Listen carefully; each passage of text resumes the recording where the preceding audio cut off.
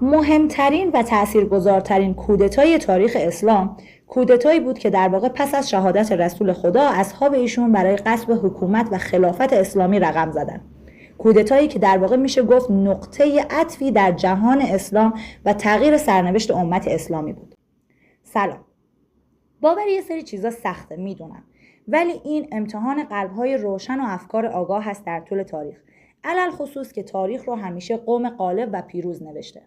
خودتون حتما به این فکر کردین که مگه میشه کفن پیامبر خشک نشده باشه، اصحاب و یارانش یک همچین جنایتی رو رقم بزنن؟ بله میشه. اما چرا بعضی ها نسبت به این موضوع گارد دارن؟ چون همیشه از یه دیدگاه بسته دینی و یه چارچوب اعتقادی به این قضیه نگاه کردن. یعنی طرف میاد میگه بابا اینا صحابه بودن، اینا پیامبر رو دیدن، به چشم عشق و احترام و ارزشی که پیامبر برای اهل بیت قائل بوده و به اون دستور داده رو دیدن، مگه میشه که این کارا رو بکنن؟ یا میگه از این همه آدم چرا یکی مخالفت نکرد؟ اصلا چرا حضرت علی که قتال العرب بود شمشیر نکشید؟ اینجا توی این ویدیو برای یک بار هم که شده میخوایم این دیدگاه دینی و اعتقادی رو کنار بذاریم و بدون تعصب به عنوان یک فرد محقق که دارید به یک برگ مهم از صفحه تاریخ نگاه میکنید به این قضیه نگاه کنید. پس نه به عنوان مسلمان شیعه سنی، بلکه به عنوان یک مورخ تاریخی یا یک محقق و پژوهشگر به این قضیه نگاه کنید.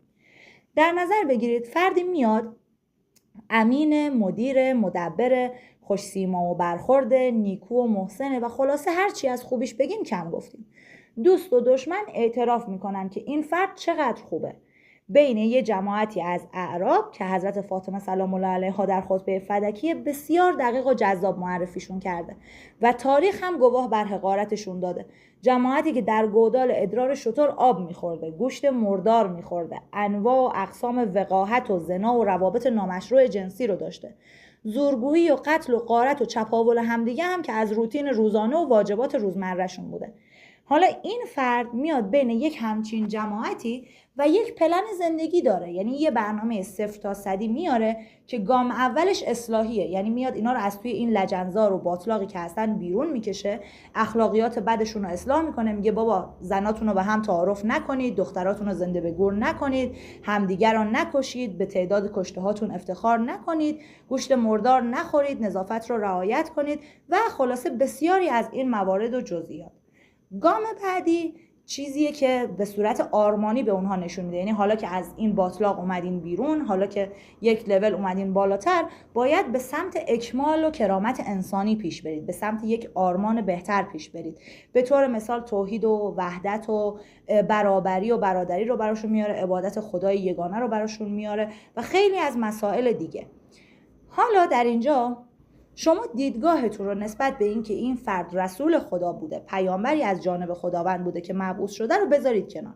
فرض کنید که یک فردی بوده که به پادشاهی و حکومت رسیده، فرد شایسته‌ای بوده که بین این جماعت اومده.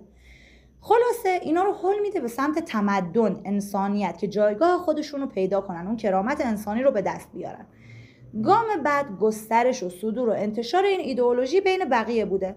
طولی نمیکشه که میرسن به حکومت، حالا هم حکومت فکری و عقیده‌ای و ایدئولوژی که خیلی ها در کشورهای دیگه بهش ایمان میارن، قبولش میکنن، و همچنین حکومت سرزمینی، مثلا مکه رو فتح میکنن، غزواتی رو شرکت میکنن، خیبر رو میگیرن، غنایم بسیاری به دست میارن توی این گسترش سرزمین و جنگ ها. خلاصه بخوام بگم به قدرت میرسن تا اینکه میگذره و در طول این تاریخ این ظهور تا تشکیل حکومت توسط حضرت نه یک بار نه 10 بار بلکه هزاران بار با روش‌های مختلف دستور به جانشینی و مودت با اهل بیت ایشون فرموده بودن. مثلا چندین جا معرفی میکنن به عنوان نفس خودشون. به طور مثال در قرآن آیه مباهله، یعنی که آقا این علی خود منه، چه من چه علی. یا خانه حضرت علی علیه السلام و حضرت فاطمه سلام الله علیها رو مدام به خانه انبیا و حتی افضلتر از خانه انبیا معرفی کردن. در طول زمان هم بزرگترین و واضحترین کدها و نشانه ها و گراها رو برای جانشینی ایشون گفته. به طور مثال برای شکستن بت‌ها کی پاروشونه پیامبر گذاشت؟ علی. اونا رو شکستن. بچه‌های حضرت علی و حضرت فاطمه سلام الله علیها بودن که روی دوش پیامبر میذاشتن و اونا رو سرور جوانان بهشت میدونستن. یا در خیلی از موارد هست که اعلام کردن، مثلا روایت و حدیث منزلت که حضرت علی برای ایشون به عنوان هارون برای موسی است که هم برادر ایشونه و هم جانشین ایشونه، مگر اینکه بعد از پیامبر نبی وجود ندارد. و خلاصه بسیار زیاد از این موارد هست که اگه بخوایم این موارد رو عنوان کنیم باید همه چی رو تعطیل کنیم و تا زمان مرگمون مدام درباره این مباحث صحبت کنیم. پس خلاصه میرسه و این پادشاه، گفتیم که کاری به پیامبری نداریم دیگه، میرسه و این پادشاه میدونه که زمان مرگش نزدیکه، همه رو توی یه مکانی به اسم قدیر خم جمع میکنه بعد از حجت الوداع، هر کی رفته برگرده، هر کی نرسیده صبر کنید برسه، هر کس که غایب بود به گوش بقیه برسونه که این علی هر کس که من مولا و ولی اونم مولا و ولی اونه. نکته جالب بیعت‌های بعد از این اعلام هست، یعنی یکی از شورشی‌ها بعد از مرگ پیامبر که جز اولین نفرات هست که تبریک میگه از امروز مولای من و مولای همه مؤمنین شدی علی. خب حضرت رسول میدونیم که در خیبر مورد ترور بیولوژیکی قرار گرفتن توسط یک پیرزن یهودی، اما به اذن خدا موثر واقع نبود چون باید تکامل این رسالت و ابلاغ این دین صورت میگرفت. اما موجب بیماری ایشون بسیاری معتقدند شد و ضعفشون، همچنین ناگهان به طرز عجیب ایشون در بستر بیماری افتادن. وقتی که ایشون در بستر بیماری بودن مجدد مورد ترور بیولوژیکی قرار میگیرن توسط دختران 2 از مهره‌های اصلی این کودتای سیاسی در تاریخ اسلام و همسران خود پیامبر، به شکلی که خود حضرت هم آگاه بودن و از خوردن اون دارویی که توش سم بوده امتناع میکردن، اما به گفته و اعتراف همسر پیامبر یعنی خانم عایشه اون دارو رو به زور در دهانشون ریختن و به خوردشون دادن که حتی پیامبر برای دقایقی بیهوش شدن و بعد از اینکه به هوش اومدن گفتن هر کس که توی اتاقه از همون دارو بخوره به غیر از عمویم عباس که در این عمل شما دخالتی نداشت.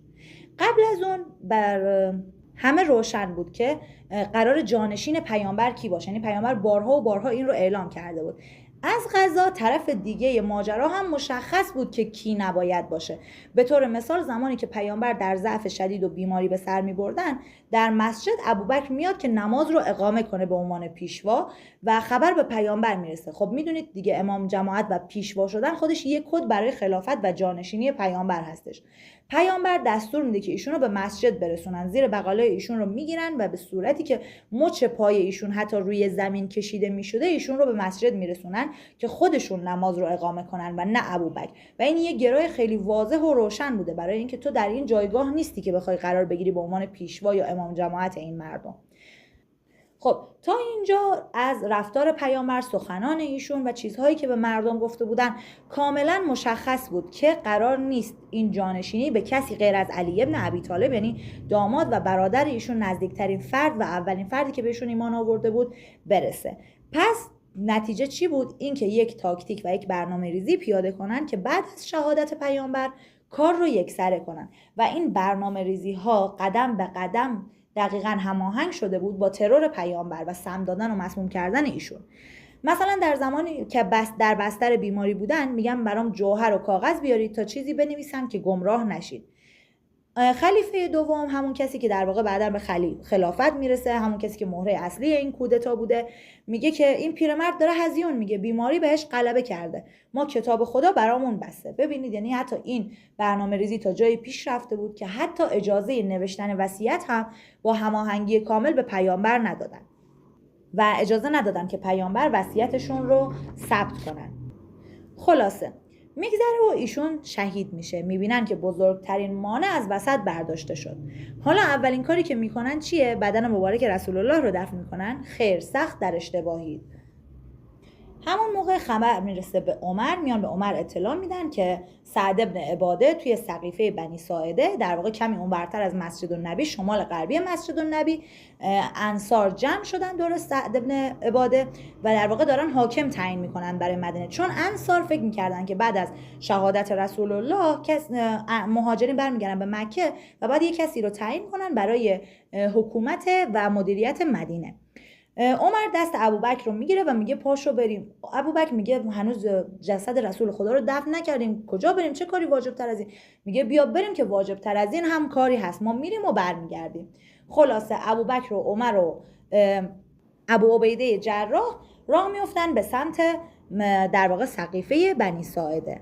در هدف سقیفه اول اصلا جانشینی پیامبر نبود و این توی طبری جلد 3 صفحه 204 تا 206 هم به گفته خود عمر ابن خطاب ذکر میشه که میگه با بیعت با ابوبکر کاملا ناگهانی و فلته بود، که در واقع این یه دروغی بیش نیست، چرا که با توجه به تاکتیک ها و اقداماتی که صورت گرفته از طرف این افراد کاملا برنامه ریزی شده بوده است. و به طور مثال ترک لشکر اسامه ابن زید و بازگشتشون به مدینه، اینکه بعد از شهادت رسول الله عمر میاد انکار میکنه، نفی و انکار وفات پیامبر توسط عمر و میگه که ایشون زنده است و نمرده. یکی خودداری از آوردن کاغذ و دوات برای حضرت که اومد در صحیح مسلم، صحیح بخاری و ابن سعد در طبقات الکبری اومده که اجازه نوشتن وصیت به ایشون رو ندادن.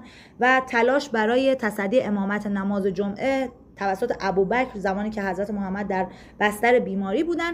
و این موارد هست که نشون میده اینا از قبل تمام این مقدمات و این گام ها رو برنامه ریزی کرده بودن برای گرفتن خلافت و غصب حکومت. خلاصه اینکه برخی از انصار جمع شده بودن که حاکم برای مدینه تعیین کنن. با ورود برخی از مهاجرین علل خصوص ابوبکر ابن ابی قحافه و عمر ابن خطاب و ابو عبیده جراح، این جدال و بحث شکل گرفت و موضوع را به سمت انتخاب جانشین پیامبر. حالا پیامبر و بدن مبارک ایشون همینجور رها کردن و رفتن دنبال قدرت که نکنه بعد از کفن و دفن رسول خدا دیگه همه باشن و علی باشه و حکومت رو به علی بدن. خلاص خبر میرسه که بله، آقای ابوبکر به عنوان جانشین پیامبر و خلیفه مسلمین داره بیعت میگیره و معرفی میشه، که اجماع نظرات هم اتفاقا مخالف این موضوع بود و مورد پذیرش عمومی واقع نشد. بعد از این قضیه مثلا به طور مثال حضرت علی علیه السلام، حضرت زهرا سلام الله علیها، فضل و عبدالله پسران عباس عموی پیامبر، اصحاب بزرگ پیامبر مثل سلمان فارسی، مقداد، ابوذر، زبیر، حذیفه ابن یمان، اینا همه اعتراض کردن. اما نتیجهش چی بود؟ نتیجهش حمله به خانه حضرت زهرا سلام الله علیها بود. در این بین شاید سوال بشه خب چرا حضرت علی علیه السلام هم مثل اونا نرفت تا برای حق خودش بجنگه توی سقیفه و بیعت بگیره؟ اگه رفته بود شاید این اتفاقات نمیافتاد.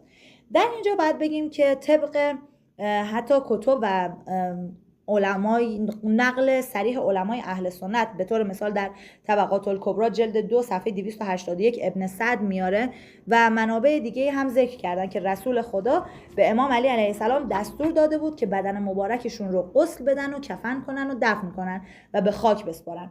پیامبر فرمودن جز تو نباید کسی مرا غسل دهد و برای هیچ مردی جز علی ابن ابی طالب جایز و حلال نیست که بدن برهنه مرا ببیند. چون علی عرض کرد ای رسول خدا میترسم طاقت این کار را نداشته باشم، فرمود تو را کمک خواهند کرد. اینم نویری شهاب الدین احمد در کتاب خودش جلد 18 صفحه 389 آورده.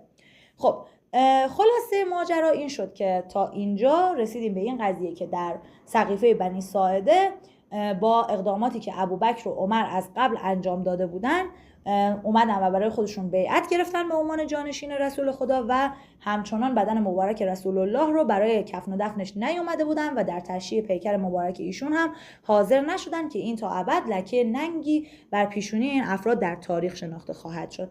من از اونجایی که نمیخوام ویدیو طولانی بشه و زیاد سرتون رو به درد بیارم، تا همینجا این مبحث رو میپندیم و توی ویدیوی بعدی انشالله به موارد بعدی اشاره خواهیم کرد و به مرور زمان هم در رابطه با حملات اینها و دلیل حملشون به خونه وحی و نتیجه‌ای که داشت صحبت میکنیم و همچنین اینکه اینها به دنبال چه هدفی بودن و هم اینکه این رو هم بهتون بگم که این افراد درست سیاست مدار بودن، باهوش بودن، تونستن قدرت رو تصاحب کنن، اما اتاق فکرشون و کسانی که به اینها گرا میدادن و راه رو بهشون نشون میدادن در واقع افراد پشت پرده‌ای بودن که در طول تاریخ دستشون رو شد اما همچنان اسمی ازشون به زبون نمیارن. کسانی که حالا مورخین که خیلی کمی هستن که به این موارد اشاره کردن.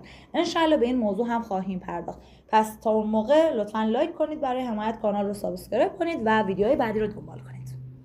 یا علی، خدا نگهدار.